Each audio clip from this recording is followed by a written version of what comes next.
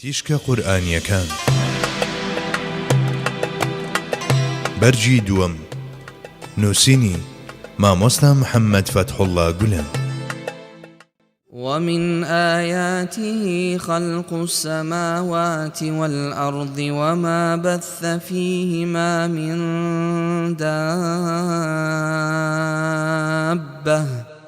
وهو على جمعهم إذا يشاء قدير. لنیشانە و بەڵگەکانی گەورەی و دەسەڵاتی خوا دروستکردنی ئاسمانەکان و زەوی و ئەو زیندەوەرانەیە کە تیایاندا بڵاوی کردووەتەوە. هەر ئەو زاتە کاتێک بیەوێت توانە و دەسەڵاتی بەسەر کۆکردنەوەیاندا هەیە. سوورەتی شووری لە کۆنەوە ئەم ئاەتە وەکو بەڵگەیە کێنراوەتەوە لەسەر گریمانی ژیانی بوونەوەرانی وەک ئێمەیان هاوشێوەی ئێمە لە جێگاکانی تری گەردووندا و دەتوانرێت بوترێت تا ئەندازەیەکیش ڕاستە. جگە لەمە دەستەواژەی دەسەڵاتی کۆکردنەوەشیانی هەیە بەم جۆرە ڕاوەکراوە. دەگونجێت ئەوانەی ئێرە بچنە ئەوێ و ئەوانی ئەوێ بهێنرێنە ئێرە. دەبیب بە مانای جوڵان و دابە بە مانای جوڵاو دێت.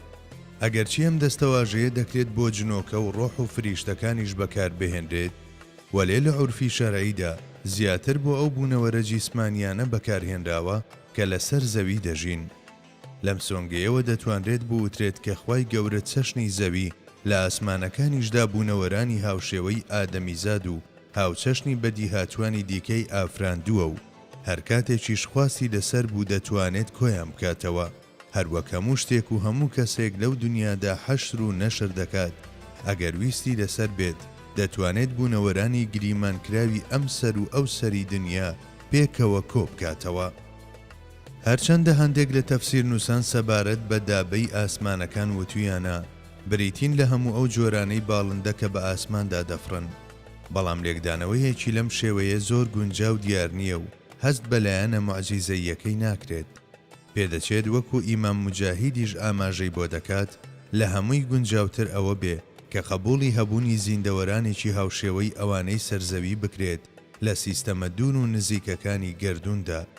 هەنووکە ئێمە ئەم بابەتە حەواڵەی لێکۆڵەرە ئیماندارەکانی داهاتوو دەکەین و تەنها لێرەدا دەڵێین کە گریمانی هەبوونی دنیای دیکەی هاوشێوەی دنیاکەمان لە گۆشە جۆراوجۆرەکانی گەردووندا و هەبوونی بەدیهاتوانی هاوشێوەی ئەوانەی سەرزەوی لە ناویاندا نابێت بە گریمانێکی زۆر دوور دابنرێت. الله أعلم بالصواب. وما أصابكم من مصيبة فبما كسبت أيديكم ويعفو عن كثير. هەر بەڵاو نەهامەتیەکتان بەسەر هاتبێت ئەوە دەرەنجامی ئەو کار و کردەوانەیە کە بە ئارەزووی خۆتان دەتان کرد، بەڵام ئەوەندە خوایەکی میهرەبانە لە زۆربەی زۆری گوناه و هەڵەکانتان خۆش دەبێت. ئەوەی کە دەگونجێت هەر بەڵایەک بەسەرمان دێت سزای تاوانێکمان بێت پێچەوانەی لۆجیکی شەرعی نییە. ئەوەندە هەیە ئەگەر لەسەر هەموو گوناهێکیش سزا بدراینایە هیچ کات لە تاو موسیبەت نەمان دەتوانی سەر بەرز بکەینەوە. لە هەستان و دانیشتن و هەڵسوڕان و لە هەموو جوڵەیەکماندا کە لە بازنەی ڕەزامەندی ئەو دانیە سزا دەدراین و هەرگیز نەمان دەتوانی پشتمان ڕاست بکەینەوە. ڕوونەدانی ئەمە بەمانای ئەوە دێ ئەو خوایی کە ڕەحمەتی پێش غەزەبی کەوتووە لە زۆربەی گوناهەکانمان دەبورێت و مەگەر هەرخۆی بزانێت ڕۆژانە چەند جار دەمان بەخشێت. لە ڕاستیدا فەزلەکەی ئاەتەکەش هەر ئەمە دەدات بەدەستەوە.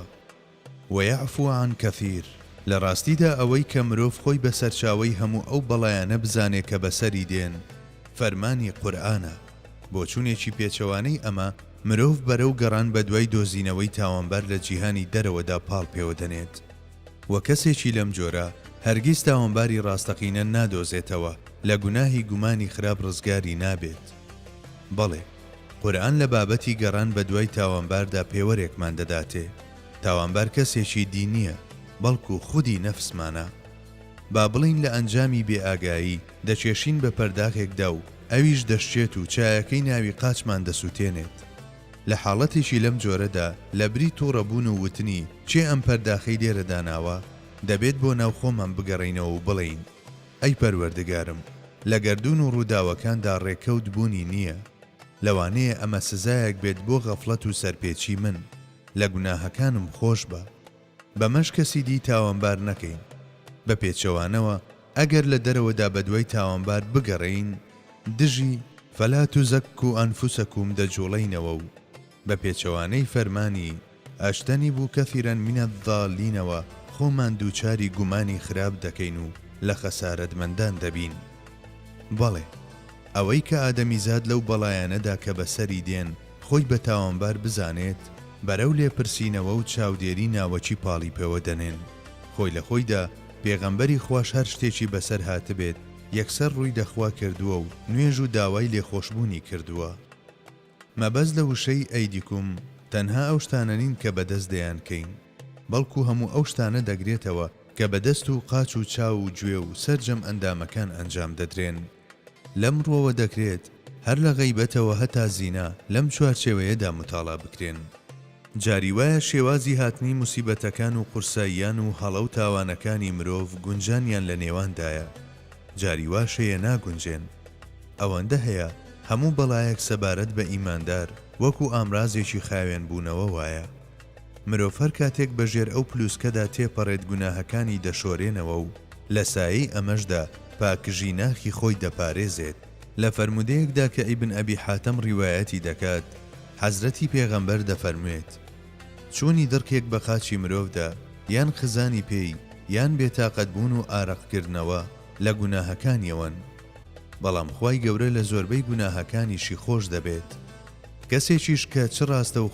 خوا لە گوناهەکانی خۆش بێت و چ پاکشکردنەوەی تاوانەکانی لە ڕێگەی موسیبەتەکانەوە بەرمەبنای ئەو وتەیەی حەزرەتی عەلی کە دەفەرموێت خوای گەورە هێندە گەورەیە ئەگەر جارێک لە شتێک خۆش بوو بێت لە ئاخیرەتدا جارێکی دی لێپرسینەوەی لەبارەوە ناکات و هێندەش بەخشندەیە کە لەسەر هەڵەیەک کە لە دنیادا سزاکەی وەرگیراوە جارێکی دی خاوەنەکەی سزا نادات پشت بەخوا چڵک و چەپەڵی پێوە نامێنێت ربنا اغفر لنا ذنوبنا وإسرافنا في أمرنا